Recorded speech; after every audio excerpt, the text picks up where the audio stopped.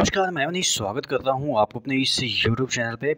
दोस्तों, 8वें वेतन आयोग का जो चर्चाएं है वो चल रही है, तो सभी जो एम्प्लॉई हैं अपने अपने बारे में सोच रहे हैं कि मेरा कितना एक्सपेक्टेड जो है वो सैलरी बढ़ सकता है। तो इसी संदर्भ में आज हम बात करने वाले हैं बिहार टीचर के बारे में, जो कि नए सिरे से इनका वेतन निर्धारण किया गया। 5th स्टैंडर्ड तक 25,000, उसके बाद 28,000, जो उसके बाद हैं 6, 7, 8 के, उसके बाद 9, 10th के जो टीचर हैं उनका 31,000 निर्धारित किया गया। 32,000 12th प्लस जो टीचर हैं उनको निर्धारित किया गया।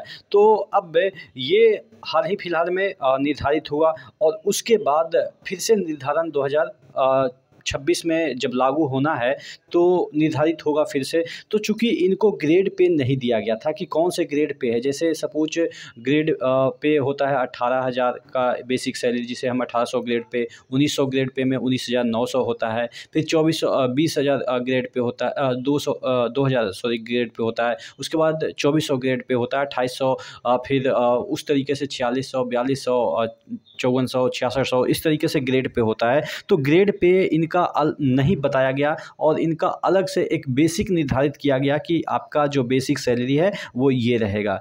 तो क्या ये 8वें वेतन आयोग के अंतर्गत आएंगे, नहीं आएंगे, आएंगे, क्या होगा मामला, तमाम चीज़ों पे हम डिस्कस करने वाले हैं, इस वीडियो में चर्चा करेंगे। चैनल पे नए हैं तो ज़रूर सब्सक्राइब कर लीजिएगा, क्योंकि आपको जितने भी यहाँ पे एम्प्लॉय से संबंधित क्या बढ़ोतरी होगी, डीए कब होगा, कितना होगा, ये तमाम चीज़ें आपको यहाँ पे मिलती रहेगी। जो अभी एस्पिरेंट है वो भी सब्सक्राइब कर लीजिएगा, क्योंकि इन फ्यूचर आपको जॉब में जानी ही है, तो जॉब में क्या मिलेगा क्या नहीं मिलेगा वो तमाम चीज़ें यहाँ पे डिस्कस करेंगे। तो एक सेकंड के लिए हम वीडियो को पॉज करते हैं, तब तक आप चैनल को सब्सक्राइब कर लीजिएगा प्लीज़। ठीक है, शायद आप लोगों ने सबने सब्सक्राइब कर लिया होगा। चलिए अब बात कर लेते हैं कि सैलरी कितना बढ़ेगा। देखिए, ऑब्वियस है कि अगर सैलरी बढ़नी है तो सबकी बढ़नी है, ऐसा तो नहीं है कि कुछ लोगों का बढ़ेगा और कुछ लोगों का नहीं बढ़ेगा। जैसे आप अगर ग्रेड पे की हम बात कर लेते हैं कि ग्रेड पे बहुत सारे एम्प्लॉय का होता है, ग्रेड पे होता है, जैसे 1800 हो गया, 1900 हो गया, 2400 हो गया, जो भी हो। तो ग्रेड पे इनका तो नहीं है, टीचर्स का नहीं है, आप लोग का टीचर्स का नहीं है, लेकिन बेसिक सैलरी तो बताया गया है। देखिए, बेसिक सैलरी जैसे 2400 ग्रेड पे में 25,500 आपके बेसिक बनता है। लेकिन अगर आपके सिर्फ 25,000 दिए गए हैं तो कौन सा ग्रेड पे में आपको रखा जाए, 2400 में रखा जाए या आपके जो है वो 2000 पे ग्रेड में रखा जाए, पता नहीं चल रहा है। तो फिर भी लेकिन हमें ग्रेड पे से मतलब नहीं है, चूँकि सैलरी बढ़ती है बेसिक पे और बेसिक आपका ऑलरेडी दिया गया है। तो अंततोगत्वा आपकी सैलरी बेसिक पे ही जब बढ़नी है तो बेसिक तो आपको बताया गया है कि आपका बेसिक ये है। तो जो 8वां पे कमीशन जब लागू होगा तो आपके बेसिक के अकॉर्डिंग जो भी फिटमेंट फैक्टर से मल्टीप्लाई होने के बाद जो भी अंक आएगा वही आपके बेसिक नए बन जाएंगे। जैसे अच्छा, आप लोग में से बहुत सारे ये समझ रहे होंगे कि फिटमेंट फैक्टर क्या है, तो बैकग्राउंड आपको समझा देते हैं।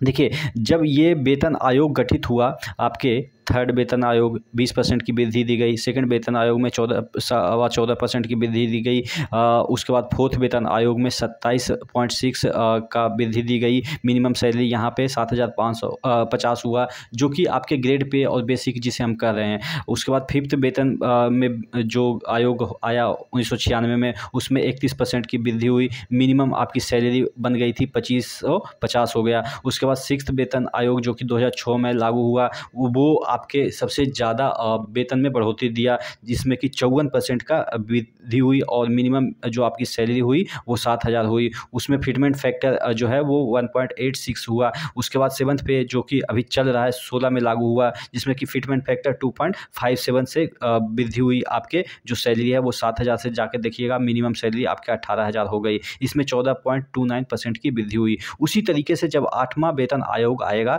तो फिटमेंट फैक्टर जो आएगा उसी से मल्टीप्लाई होगा। जैसे कि यहाँ पे 2.57 से मल्टीप्लाई हुआ, यहाँ पे 1.86 से मल्टीप्लाई हुआ। तो यहाँ पे आपको मैं फिटमेंट फैक्टर निकालने का तरीका बता देता हूँ। सपोज जब 2026 आएगा 1 जनवरी आपके 2026 आएंगे तो उस समय सपोज डीए कितना हो जाता है, 66% मान लेते हैं हो जाता है। अभी आपका 50 चल रहा है, 1 महीने में आपका 54 के अराउंड हो ही जाएगा। तो उस समय जाते जाते, चूँकि 2 बार डीए आपके बढ़ते हैं 1 साल में, तो उस समय जाते जाते 66% के अराउंड आपका डीए हो जाएगा। और एक्सपेक्टेड जो आपका इंक्रीमेंट जो है वो 25% का मैं मान लेता हूँ, चूँकि यहाँ पे देखिएगा एवरेज अगर सभी साल सभी वेतन आयोग का लीजिएगा तो 27% आपका जो है, ये सभी जितने भी इंक्रीमेंट हुए हैं 54 उसके हुए हैं, 14 हुए हैं, उसके बाद 27 हुए हैं, तो एवरेज लेते हैं तो तकरीबन 27% का जो है वो इंक्रीमेंट दे रहा है। तो 27% ना लेके हम 25% लेते हैं और डीए लेते हैं 66%, तो यानी कि 2.08 आपका फिटमेंट फैक्टर आ जा रहा है।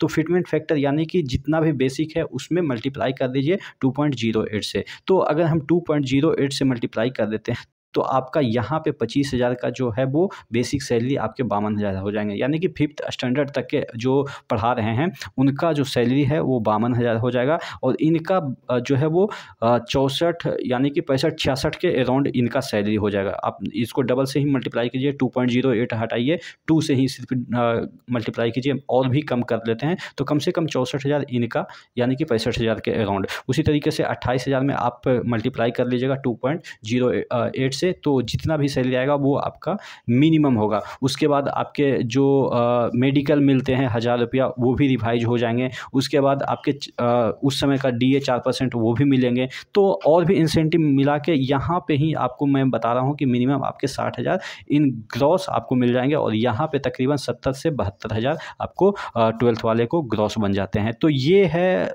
बेसिक आपके टोटल की कितना एक्सपेक्ट किया जा सकता है 2026 में कितना आपके सैलरी बनेंगे। आप क्या सोचते हैं नीचे कमेंट बॉक्स में कमेंट करके ज़रूर बताइएगा। नेक्स्ट वीडियो मिलते हैं। चैनल पे नए हैं तो सब्सक्राइब जरूर कर लीजिएगा, ठीक है, क्योंकि इसी तरह के अपडेट आपको मिलती रहेगी। जय हिंद।